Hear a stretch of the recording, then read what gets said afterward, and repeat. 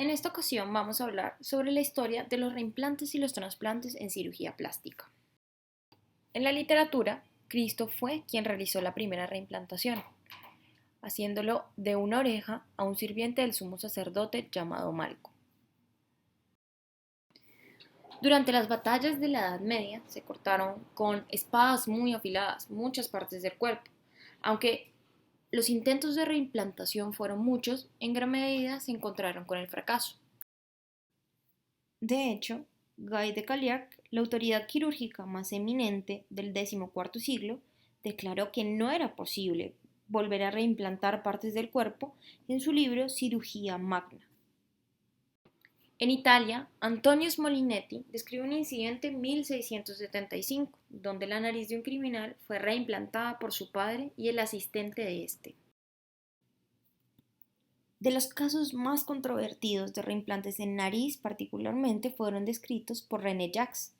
Este fue uno de los fundadores de la Escuela Francesa de Cirugía, quien hizo un recuento de los reimplantes realizados en 1700. Además relató la historia de un soldado francés en 1974 quien tenía su nariz amputada posterior a una mordedura.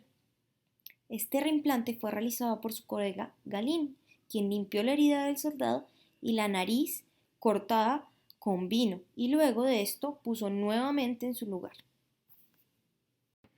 1800 fue la era de los legendarios reimplantadores de dígitos. Balfour, uno de los exponentes importantes en esta época, era consciente de la incredulidad que rodeaba los relatos anteriores de la reimplantación y por lo tanto todos sus informes médicos fueron firmados por los observadores médicos y también pacientes ante un juez de paz.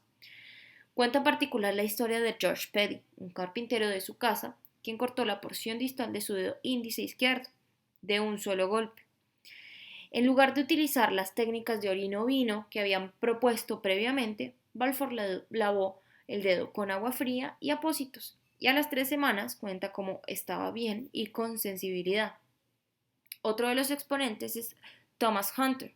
Era un cirujano de Port Glasgow, quien en 1815 cuenta la historia de un carpintero que se cortó el pulgar al nivel de la articulación metacarpofalángica, dejando solamente un puente de piel, y este solamente con 3 puntos que no eran vasculares, una férula de madera y tinta de enjuy, logró colocarlo nuevamente en su posición. También informó que el hombre había estado trabajando ya por meses y disfrutando de las ventajas de tener su pulgar. Solamente el movimiento de la articulación se había visto afectado. También en la revista Médica de Londres y la revista Americana de Ciencias Médicas se habían propuesto informes exitosos de reimplantaciones de dígitos.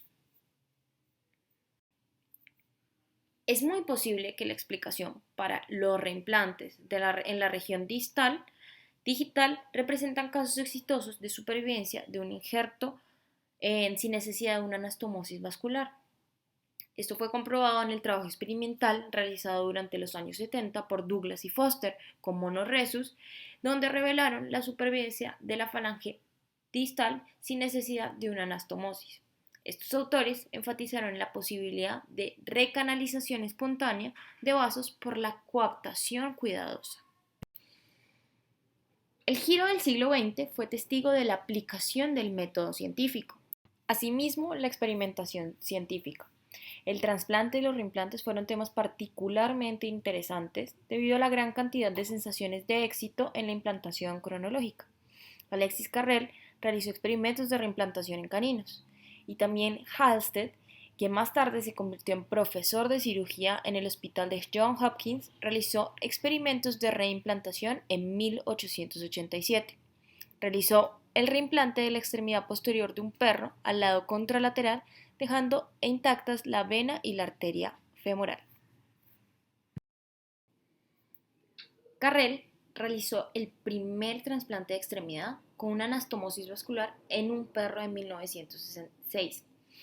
Él amputó la extremidad posterior de un perro a nivel medio femoral y luego reanastomosó arteria y vena femoral con una sutura de extremo a extremo con una técnica de triangulación. Además de esto, estabilizó el fémur con alambre También reparó el nervio ciático con seda y reparó los músculos y sus aponeurosis con catgut. 24 horas después de la operación apareció una reimplantación exitosa, aunque la extremidad se volvió fría y hematosa a las 33 horas. En este momento, su hipótesis fue que el plan fracasó debido a que había un vendaje compresivo. Este concepto de anastomosis vascular con su técnica de reimplantación fue el que le otorgó un premio Nobel en medicina en 1912. Otro de los exponentes importantes en este ámbito es Edmund Hopner, quien en Alemania amputó parcialmente y reimplantó las extremidades posteriores de 3 perros con una anastomosis de la arteria femoral, aunque en los primeros 2 perros ocurrió trombosis a los 2 y al segundo y sexto día respectivamente, y el otro perro murió por complicaciones anestésicas al 10º día.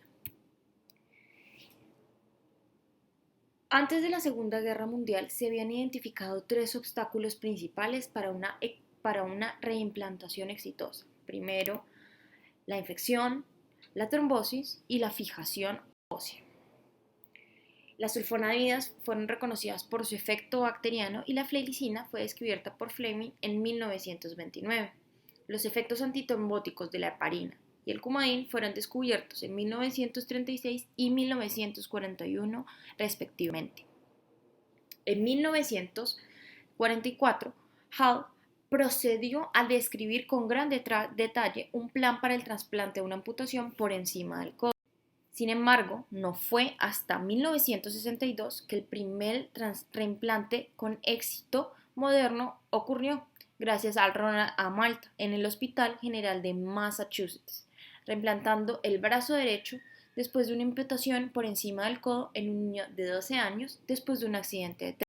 Este procedimiento no terminó sin ninguna complicación. De hecho, presentó neuromas tanto en los nervios musculocutáneos radiales, medial y ulnar, en que fueron extirpados y reparados de forma primaria. 20 meses después de la operación, el paciente presentaba ya una fuerza considerable, una sensación y un rango de movimiento en su extremidad superior. Se encontró con este paciente 14 años después y el paciente estaba empleado en una estación de reparación de automóviles con una excelente flexión de los dedos y una buena sensibilidad protectora, pero sin embargo tenía una poca extensión de los dedos. Poco después de estos informes, Sean-Wei Chen informó sobre una reimplantación de un antebrazo en 1963 en el Six People's Hospital en Shanghái. El trasplante digital de grandes segmentos con anastomosis vasculares no fue posible hasta el desarrollo de la microcirugía. En este contexto nos encontramos a Carl Nielen, quien introdujo el microscopio operativo en 1921, quien fue un otorrinolaringólogo y lo usó para la reconstrucción del oído medio. Perrit en 1950 ya introdujo el microscopio para la cirugía oftalmológica. Y con esto, la microcirugía experimental inició y se crearon muchas escuelas de enseñanza para este tema. En 1960, Julius H. Jacobsen y Ernesto L. Suárez en la Universidad de Vermont utilizaron el microscopio para la técnica de reconstrucción de vasos pequeños. Fue esencialmente utilizado para anastomosis de vasos de menos de 1 milímetro para poder reimplantar. También Bunk, quien era tenido en Estados Unidos por padre en la microcirugía, comunicó en un congreso en Kansas en 1964 la primera reimplantación con éxito de una oreja de conejo con vasos de menos de 1 milímetro de diámetro. El propio Bunk, 2 años más tarde, trasplanta con éxito en monos el primer dedo del pie a la mano, empleando siempre sus técnicas microquirúrgicas. En julio de 1965 se realizó la primera reimplantación completa de un pulgar amputado. Esto fue realizado por Kamatsu y Tamai. Y durante los siguientes 7 años en Shanghái, el procedimiento se volvió más común con la reimplantación de 100 amputaciones digitales completas y 100 casi completas. En 1969 nos encontramos ya con el primer congreso de Microcirugía, realizado en Van Beckum, Holanda. En 1972, Ackland desarrolló una línea especial de instrumental para microcirugía, de la que ahora todavía nos vemos beneficiados. Todas estas técnicas y este conocimiento amplio en microcirugía ha llevado a que se pase a otras especialidades, basada en la utilización de porciones orgánicas con su propio aporte vascular o nervioso. Las especialidades van desde la cirugía urogenital, digestiva, vascular, neurocirugía, también plástica y ortopedia. Ya en 1982 se anastomosaban vasos de 0.2 milímetros de diámetro. Ahora sí, para hablar un poco de lo que ocurrió aquí en Colombia, nos encontramos que el 25 de abril de 1964, cuando realizaba sus estudios de especialización en cirugía plástica, el doctor Marco Ramírez realizó en el Hospital Universitario de San Vicente de Paúl el primer reimplante de mano en Latinoamérica y el tercero en el mundo, después de uno realizado en Estados Unidos y otro en China. Estas son sus imágenes con el paciente posteriormente al reimplante. También Alain Gilbert, en 1976, en el Hospital Militar de Santa Fe de Bogotá, fue el que realizó la primera transferencia digital del segundo dedo del pie a la mano. Una serie de microcirujanos plásticos de escuelas francesas hicieron su entrenamiento aprovechando todos estos estudios experimentales, que los vemos aquí nombrados. La década de los años 50 fue la preparación, la de los 60 sería el inicio y los 70 significaron los primeros éxitos y el rápido desarrollo de las técnicas, siendo a partir de los años 80 el periodo de maduración de la microcirugía. Después de 1990 han venido una serie de microcirujanos que han aportado para el desarrollo de la microcirugía, tanto en cirugía plástica como en ortopedia en Colombia. Algunos de estos están nombrados como los ven. Las técnicas descritas de la reimplantación de pulpejos y punta de dedo desde los años 80 se han venido perfeccionando y con esto la aparición de la supermicrocirugía. Esto es con la utilización de suturas tan pequeñas como la de 11 ceros. En 2014 ya se empezaron a probar otras técnicas. De hecho, se presentó un prototipo funcional de robot que es 5 veces más preciso que la mano humana y pues fue un gran paso para la microcirugía. Estos robots se manejan a través de joysticks que se escalan para que coincidan con los brazos del robot. Ya en 2019 nos encontramos con el primer robot microquirúrgico disponible comercialmente, llamado MicroSure, presentado en Holanda, que permite anastomosis en vasos linfáticos de menos de 0.3 milímetros de diámetro, haciendo un poco más fáciles estas cirugías tan complejas. Ya para continuar con el tema de los trasplantes, tenemos que reconocer que el tejido trasplantado pueden ser células, partes o segmentos de un órgano, órganos enteros y tejido. Durante las primeras décadas del siglo XX, varios investigadores conocidos establecieron no solo la inevitabilidad de la falla del homoinjerto, sino la mayoría de los otros principios básicos de trasplantes para la inmunología. A fines de la década de 1920, los científicos del Instituto de Rockefeller establecieron firmemente otros principios de inmunología del trasplante, incluido el papel central de los linfocitos. Leo Love determinó que la fuerza y el momento del rechazo de los trasplantes de piel en las ratas se regían por el grado de disparidad genética del donante y el receptor. Ya en 1954 nos encontramos con el primer trasplante renal con supervivencia a largo plazo. Este tuvo lugar en el hospital de Brigham en Boston en 1954, de la mano de Murray y Harry Bunk, previamente mencionaron. El donante y el receptor eran dos gemelos homocigotos, lo que garantizó la ausencia de rechazo inmunológico. En lo que a cirugía plástica compete, nos encontramos con los trasplantes BCA. BCA significa Vascularized composite allotransplantation. Este término se usa para referirse a los trasplantes compuestos de varios tipos de tejido, como la piel, los músculos y los huesos. Esto puede verse en los trasplantes de brazo, mano o la cara. El primer trasplante de mano en donde se utilizó la inmunosupresión fue realizado por Alain Gilbert en Ecuador en 1963. Desafortunadamente, la mano solo sobrevivió por 3 semanas debido a una inadecuada inmunosupresión. Este régimen estaba compuesto por azatoprina y metilprednisolona. El descubrimiento de la ciclosporina en 1976 dio un gran paso para el área de los trasplantes y se vio como un inmunosupresor que era efectivo y estaba disponible. En 1989 y 1988, un equipo francés dirigido por Guy Berthaud realizaron 2 alotrasplantes del aparato flexor digital. Uno era de un donante vivo y otro era de un donante fallecido. Estos fueron vascularizados con vasos ulnares. En 1994, Hoffmann y Kirchner de Alemania iniciaron un programa de orotrasplantes óseos vascularizados para secuelas de condrosarcoma u osteomielitis del miembro inferior. 3 pacientes recibieron diáfisis femorales y 5 en una articulación de rodilla completa con su aparato extensor.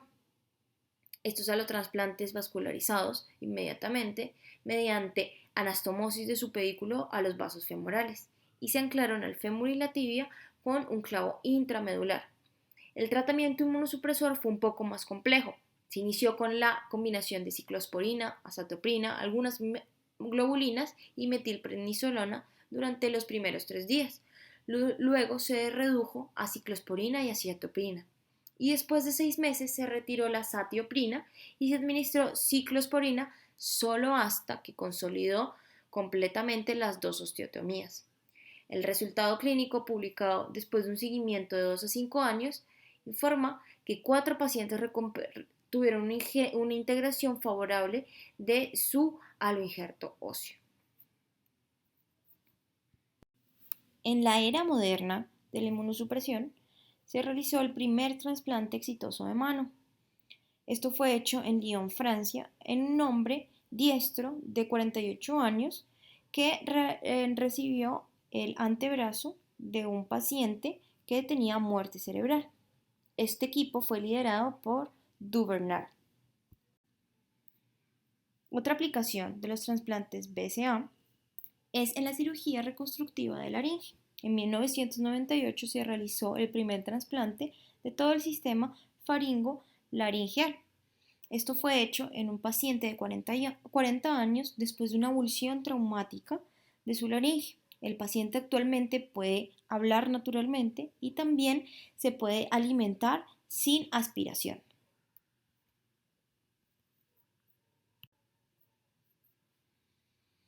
En cuanto a los trasplantes de cara, el primer trasplante de cara se realizó en 2005, liderado también por Duvernay. En 2010 se realizó el primer trasplante completo de cara. Esto fue realizado en Barcelona, en España, por un equipo de 30 cirujanos dirigidos por el doctor Joan Pierre Barret. Y ya para 2015 se habían realizado 17 alotrasplantes faciales en todo el mundo. Ya después de esto se ha realizado más de 150 en trasplantes BCA en el mundo. Estos han comprendido la pared abdominal, la lengua, la laringe, también en órganos genitales como el pene, las articulaciones, el cráneo y el escalpo. Sin embargo, es necesario entender que todas estas intervenciones necesitan de una inmunosupresión que todavía se considera que tiene efectos impredecibles a lo largo de la vida. Y se trata de procedimientos que son para mejorar la calidad, más no para salvarla. Como conclusiones, la historia de la microcirugía es relativamente reciente y ha sido un aporte muy valioso a las técnicas de reconstrucción. Además, contamos con un campo tan amplio y nos vemos en constante renovación. Espero que este video haya sido de gran utilidad. Gracias por su atención.